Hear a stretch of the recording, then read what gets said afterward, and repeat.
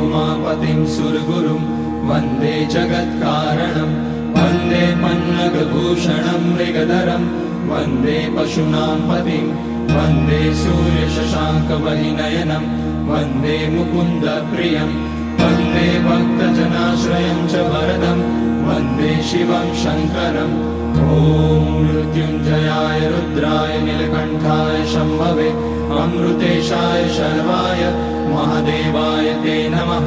नमस्तेऽस्तु भगवन् विश्वेश्वराय महादेवाय त्र्यम्बकाय त्रिपुरान्तकाय त्रिकाग्निकालाय कालाग्निरुद्राय नीलकण्ठाय मृत्युञ्जयाय सर्वेश्वराय सदाशिवाय श्रीमान् महादेवाय नमः। ॐ नमः शम्भवाय च मयोभवाय च नमः शङ्कराय च मयस्कराय च